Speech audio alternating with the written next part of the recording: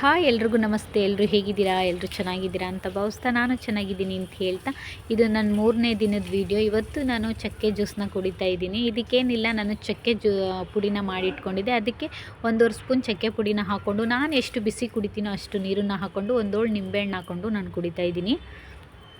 ಇದು ಅಷ್ಟೇ ನಮ್ಮ ಹೊಟ್ಟೆ ಭಾಗದಲ್ಲಿರೋ ಬೊಜ್ಜನ್ನು ಕರಗಿಸೋಕ್ಕೆ ತುಂಬ ಅಂದರೆ ತುಂಬ ಹೆಲ್ಪ್ ಮಾಡುತ್ತೆ. ಇದು ತುಂಬ ಒಳ್ಳೆಯ ಜ್ಯೂಸ್ ಅಂತಲೇ ಹೇಳ್ಬೋದು ನಮ್ಮ ಬೊಜ್ಜನ್ನ ಕರಗಿಸೋದಕ್ಕೆ. ನನಗೆ ತುಂಬಾ ಹೊಟ್ಟೆ ಭಾಗ ಜಾಸ್ತಿ ಬಂದಿರೋದ್ರಿಂದ ನಾನು ಇದನ್ನು ಯಾವಾಗಲೂ ಕುಡಿತಾನೆ ಇರ್ತೀನಿ. ನಾವಿವತ್ತು ತಿಂಡಿಗೆ ಚಿತ್ರಾನ್ನ ಮಾಡಿದ್ವಿ, ಆದರೆ ನಮ್ಮ ಅತ್ತಿಗೆ ಮುದ್ದೆನ ಮಾಡಿದರು ಅಂತ ಹೇಳಿ ನಾನು ಮುದ್ದೆನೇ ಊಟ ಮಾಡಿದೆ. ಇವತ್ತಿನ ದಿನ ನಾನು ಏನು ವೀಡಿಯೋ ಜಾಸ್ತಿ ಮಾಡೋಕ್ಕಾಗಲಿಲ್ಲ, ಯಾಕೆ ಅಂದರೆ ನಮ್ಮ ಅಜ್ಜಿಗೆ ಹುಷಾರಿರಲಿಲ್ಲ ಅಂತ ಹೇಳಿ ಹಾಸ್ಪಿಟ್ಲಿಗೆ ಕರ್ಕೊಂಡೋಗಿದ್ದೆ. ನಾನು ಜಾಸ್ತಿ ವೀಡಿಯೋನ ಮಾಡೋಕ್ಕಾಗಲ್ಲ, ಅದಕ್ಕೋಸ್ಕರ ನಾನು ಈ ವಿಡಿಯೋನ ನೆಕ್ಸ್ಟ್ ಡೇಗೆ ಕಂಟಿನ್ಯೂ ಮಾಡ್ತೀನಿ. ಇದನ್ನೇ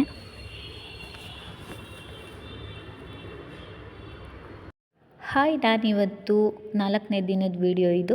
4ನೇ ದಿನ ನಾನು ಸಬ್ಜಾ ಸೀಡ್ಸ್ ಜ್ಯೂಸನ್ನ ಕುಡಿತಾ ಇದ್ದೀನಿ. ಇದು ನಮ್ಮ ದೇಹನ ತಂಪಾಗಿಟ್ಕೊಳ್ಳೋಕ್ಕೆ ಹೆಲ್ಪ್ ಆಗುತ್ತೆ.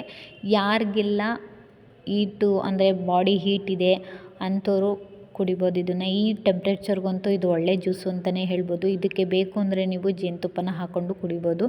ತುಂಬ ಅಂದರೆ ತುಂಬ ಒಳ್ಳೆಯದು. ಇವತ್ತು ನಾನು ಅಡುಗೆ ಸ್ಪೆಷಲ್ ಮಾಡ್ತಾಯಿದ್ದೀವಿ. ಏನಂತ ಹೇಳಿದ್ರೆ, ಅಜ್ಜಿದು ಇವತ್ತು ಮಾಸಿಕ ಇದೆ, ಅಂದರೆ ತಿಂಗಳು ತಿಥಿ, ಅಂದರೆ 3ನೇ ತಿಂಗಳು ತಿಥಿ ಇದೆ. ಮಾಡ್ತಾಯಿದ್ದೀವಿ ಅಡುಗೆ ಎಲ್ಲ. ಅದಕ್ಕೆ ನೆನ್ನೆನೂ ಸಹ ವೀಡಿಯೋ ಮಾಡೋಕ್ಕಾಗಲಿಲ್ಲ, ಯಾಕೆಂದರೆ ಅಜ್ಜಿ ಊರಿಂದ ಚೆಕಪ್ಪಿಗೆ ಬಂದಿದ್ದರು. ಅವರೂ ಸಹ ಮೈಸೂರಿಗೆ ಹಾಸ್ಪಿಟ್ಲಿಗೆ ತೋರಿಸಿ ಬಂದಿದ್ದೆ, ಸಂಜೆ ಆಗೋಯಿತು. ಅಲ್ಲಿಂದ ಬಂದು ನಾಳೆ ನನ್ನ ಮಗಳಿಗೆ ಎಕ್ಸಾಮ್ ಇತ್ತು ಅಂತ ಹೇಳಿ ಓದಿಸಿ ತರಕಾರಿ ಎಲ್ಲ ಹೆಚ್ಚಿಟ್ಕೊಂಡ್ವಿ. ಯಾಕೆಂದರೆ ಇವತ್ತು ಬೆಳಿಗ್ಗೆ ಮಾಡೋದಕ್ಕೆ ಸ್ವಲ್ಪ ಕಷ್ಟ ಆಗುತ್ತೆ ಅಂತ ಹೇಳಿ. ನಾನು ಹೇಳಿದ್ದೆ ನಿಮಗೆ ವೀಡಿಯೋನ ಯಾಕೆ ಮಾಡೋಕ್ಕಾಗಲಿಲ್ಲ ಅಂತ, ಅಂದರೆ ಅಜ್ಜಿ ತೀರೋಗಿದ್ದರು ಆ ಟೈಮಲ್ಲಿ. ನಾನು ವೀಡಿಯೋ ಮಾಡೋಕ್ಕಾಗಲಿಲ್ಲ ಆವಾಗ. ಅದೇ ಥರ ನಮ್ಮಮ್ಮನಿಗೂ ಅದೇ ಟೈಮಲ್ಲೇ ನಮ್ಮಮ್ಮನಿಗೂ ಹುಷಾರು ತಪ್ಪಿತು, ಅಂದರೆ ಹಾರ್ಟ್ ಅಟ್ಯಾಕ್ ಆಗೋಯಿತು. ಅಲ್ಲಿ ಮೈಸೂರಲ್ಲಿ ಸ್ವಲ್ಪ ದಿನ ಅಡ್ಮಿಟ್ ಮಾಡಿ ಅವರಿಗೆಲ್ಲ ಸ್ಟೆಂಟ್ ಹಾಕಿ ಅಲ್ಲಿ ಸ್ವಲ್ಪ ದಿನ ಇದ್ವಿ. ಅದಾದಮೇಲೆ ಈ ಅಜ್ಜಿ ತೀರೋಗಿದ್ರಲ್ಲ, ಆ ಅಜ್ಜಿನ ಹಾಸ್ಪಿಟ್ಲಿಗೆ ಅಡ್ಮಿಟ್ ಮಾಡಿದ್ರು. ಆ ಅಜ್ಜಿನೂ ತೀರೋದ್ರು. ಹಂಗೆ ನಾನಾ ಕಾರಣಗಳಿಂದ ವೀಡಿಯೋನ ಮಾಡೋಕ್ಕಾಗಲಿಲ್ಲ. ನಿಜವಾಗ್ಲೂ ಅಜ್ಜಿ ಇಷ್ಟು ಬೇಗ ಸಾಯ್ತಾರೆ ಅಂತಲೇ ಅಂದ್ಕೊಂಡಿರಲಿಲ್ಲ. ಇನ್ನೂ ಒಂದು 7-8 ವರ್ಷ ಬದುಕ್ತಾರೆ ಅಂತಲೇ ಅಂದ್ಕೊಂಡಿದ್ದು. ಯಾಕೆ ಅಂದರೆ ಅವರು ಚೆನ್ನಾಗಿ ಓಡಾಡ್ಕೊಂಡು ತಿಂದ್ಕೊಂಡು ಇದ್ದರು. ನಿಜವಾಗ್ಲೂ ಅವ್ರ ಕೆಲಸನ ಅವರೇ ಮಾಡ್ಕೊತಿದ್ರು. ಅಷ್ಟು ವಯಸ್ಸಾದ್ರೂ 88 ಅನಿಸುತ್ತೆ, 88 ವಯಸ್ಸಾದ್ರೂ ಅವ್ರ ಕೆಲಸನ ಅವರೇ ಮಾಡ್ಕೊತಿದ್ರು. ಅವ್ರ ಸ್ನಾನ ಆಗಿರ್ಬೋದು, ಪ್ರತಿಯೊಂದು ಅವ್ರ ಕೆಲಸನ ಅವರೇ ಮಾಡ್ಕೊತಿದ್ರು.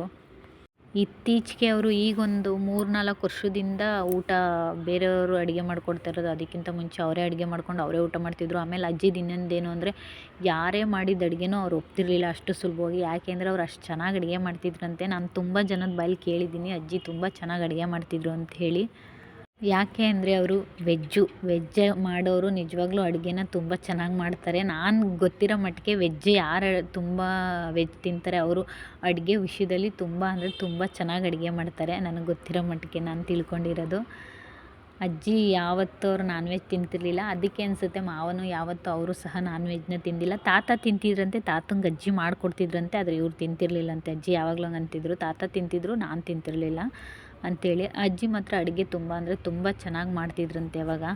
ಅದಕ್ಕೆ ಅಜ್ಜಿಗೆ ಸ್ವೀಟೇ ಇಷ್ಟ ಅಂಥೇಳಿ ನಾವು ಯಾವಾಗಲೂ ವೆಜ್ಜೇ ಮಾಡೋದು, ನಾನ್ ವೆಜ್ ಯಾವತ್ತೂ ಮಾಡಿಲ್ಲ. ಸುಮಾರು ಜನ ಕೇಳಿದ್ರು, ಅಂದರೆ ನಮ್ಮ ಕಡೆ ಎಲ್ಲ ತಿಥಿಯಾದ ಮಾರನೇ ಬೆಳಗ್ಗೆಗೆ ವೈಕುಂಠ ಸಮರಾಜ್ಞೆ ಅಂತ ಮಾಡಿ ನಾನ್ ವೆಜ್ ಎಲ್ಲ ಮಾಡ್ತಾರೆ.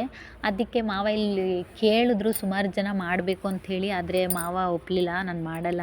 ಯಾಕೆಂದರೆ ನಮ್ಮಮ್ಮ ತಿನ್ನಲ್ಲ, ಅವರು ತಿನ್ನಲ್ಲ ಅಂತ ಅಂದಮೇಲೆ ಅದನ್ನು ನಾನು ಮಾಡಲ್ಲ ಅಂಥೇಳಿ. ಬೇಕು ಅಂತ ಅಂದರೆ ಬೇರೆಯವ್ರಿಗೆ ಯಾರಿಗಾದ್ರೂ ಬೇಕು ಅಂತ ಹೇಳಿದ್ರೆ ಹೊರಗಡೆ ನಾನು ಮಾಡಿಸ್ಕೊಡ್ತೀನಿ, ಆದರೆ ಮನೇಲಿ ಮಾಡಿ ಎಡೆ ಇಕ್ಕಲ್ಲ ಅಂಥೇಳಿ ಮಾವ ಮಾಡಲಿಲ್ಲ. ಅವತ್ತು ಸಹ ನಾವು ವೆಜ್ನೇ ಮಾಡಿದ್ವಿ. ಅದಕ್ಕೆ ಅಜ್ಜಿಗೆ ಏನು ಇಷ್ಟನೋ ಅದನ್ನೇ ಆದಷ್ಟು ನಾವು ಮಾಡೋಕ್ಕೆ ಪ್ರಯತ್ನನ ಪಡ್ತೀವಿ. ಆ ದಿನಗಳಲ್ಲಿ ಸೇಮ್ ತಿಥಿ ಊಟ ನಾವು ಹೇಗೆ ಅಡುಗೆನ ಮಾಡ್ತೀವಿ ಆ ಥರ ಮಾಡ್ತೀವಿ. ಅಂದರೆ ಚಕ್ಕಲಿ, ನಿಪ್ಪಟ್ಟು ಇವೆಲ್ಲ ಮಾಡಲ್ಲ. ಮಾಮೂಲಿ ಅನ್ನ, ಸಾರು, ಪಾಯಸ ನಮ್ಮ ಕೈಲಿ ಏನಾಗುತ್ತೆ ಅದನ್ನು ಮಾಡಿ ಬಡಿಸ್ಬೇಕು.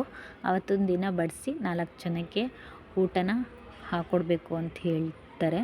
ಅದಕ್ಕೋಸ್ಕರ ಅಂದರೆ ಮಾಸಿಕ ತುಂಬವರೆಗೂ ಅಂದರೆ 1 ವರ್ಷ ತುಂಬವರೆಗೂ ಮಾಸಿಕ ತಿಂಗಳ ಮಾಸಿಕನ ಮಾಡಬೇಕಂತಂತೆ. ಆದರೆ ನಮ್ಮ ಕಡೆ ಇವೆಲ್ಲ ನಡ್ಸ್ಕೊಂಡು ಬಂದಿಲ್ಲ. ಆದರೆ ಮಾವರು ಅವಾಗಿಂದನೂ ಮಾಡ್ತಾರೆ. ತಾತಂಗೂ ಸಹ ಮಾಡಿದ್ರಂತೆ, ಅದಕ್ಕೋಸ್ಕರ ಅಜ್ಜಿಗೂ ಮಾಡ್ತಾರೆ. ಮಂಡ್ಯದಲ್ಲಿ ಸುಮಾರು ಜನ ಮಾಡ್ತಾರೆ, ಸ್ವಲ್ಪ ಜನ ಮಾಡಲ್ಲ. ಇವರು ಮಾಡೋದ್ರಿಂದ ನಾವು ಮಾಡ್ಕೊತೀವಿ ಅಷ್ಟೇ. ಈ ಮನೆಗೆಲ್ಲ ನಾವು ಜಾಸ್ತಿ ಬರೋದೇ ಇಲ್ಲ. ಯಾಕೆ ಅಂತ ಅಂದರೆ ಈ ಮನೇಲಿದ್ದರೆ ಮಕ್ಕಳು ಮನೆಯೆಲ್ಲ ಗಲೀಜು ಮಾಡಾಕ್ಬಿಡ್ತಾರೆ. ಅವ್ರು ಡೋರ್ ತೆಗೆದ್ರೆ ಮಾವ ಅಲ್ಲೇ ಅಡುಗೆ ಮಾಡಿ ಅಂತ ಹೇಳ್ತಾರೆ ಇಲ್ಲಿ. ಆದರೆ ಇಷ್ಟು ದೊಡ್ಡ ಮನೇಲಿ ನಿಜವಾಗ್ಲೂ ಈ ಮನೆಗೆ ಬಂದರೆ ಅಜ್ಜಿ ಸತ್ತಿದ್ದಾರೆ ಅಂತಲೇ ಫೀಲ್ ಆಗೋಲ್ಲ, ಎಲ್ಲೋ ಇಲ್ಲೇ ಇದ್ದಾರೆ ಅಂತ ಅನಿಸ್ಬಿಡುತ್ತೆ. ಆ ಥರ ಫೀಲ್ ಆಗುತ್ತೆ. ಆದರೆ ಮಕ್ಳುಗಳು ಮನೆಯೆಲ್ಲ ಗಲೀಜು ಮಾಡಾಕ್ಬಿಡ್ತಾರೆ. ಆ ಮನೆ ಅಂತೂ ನನ್ನ ಮಕ್ಕಳು ಗೋಡೆ ಎಲ್ಲ ಗೀಜು ಮಡ್ಗೋರೆ, ಇದನ್ನು ಎಲ್ಲ ಹಂಗೆ ಮಾಡಿಬಿಡ್ತಾರೆ ಅಂಥೇಳಿ ನಾವು ಇಲ್ಲಿ ಮಾಡೋಕ್ಕೋಗಲ್ಲ. ಎಲ್ಲ ಗಲೀಜು ಮಾಡಾಕ್ಬಿಡ್ತಾರೆ. ಮನೆ ಚೆನ್ನಾಗಿದೆ, ಅದಕ್ಕೋಸ್ಕರ ಏನೂ ನಾವು ಗಲೀಜು ಮಾಡಲ್ಲ. ಒಂದೇ ಕಡೆ ಅಡುಗೆ ಮಾಡ್ಕೊಳ್ಳೋಣ ಅಂಥೇಳಿ ಮಾಡೋಕ್ಕೋಗಲ್ಲ. ಇಲ್ಲಿ ಅಲ್ಲಿ 2 ಕಡೆನೂ ಮಾಡಿದ್ರೆ ನಮಗೆ ಕಷ್ಟ ಆಗೋದು. ಅಲ್ಲಿ ಇಲ್ಲಿ ಎಲ್ಲ ಕಡೆನೂ ಕ್ಲೀನ್ ಮಾಡಬೇಕಾಗುತ್ತೆ ಅಂಥೇಳಿ ಅಲ್ಲೇ ಅಡುಗೆನ ಮಾಡ್ಕೊಬಂದು ಇಲ್ಲಿ ಬಡಿಸ್ತೀವಿ. ಅಜ್ಜಿ ಇದ್ದಾಗಲೂ ಸಹ ಅಜ್ಜಿ ಇಲ್ಲೇ ಅಡುಗೆ ಮಾಡಿ ಅಂತಿದ್ರು, ಆದರೆ ನಾವೇ ಮಾಡ್ತಿರಲಿಲ್ಲ.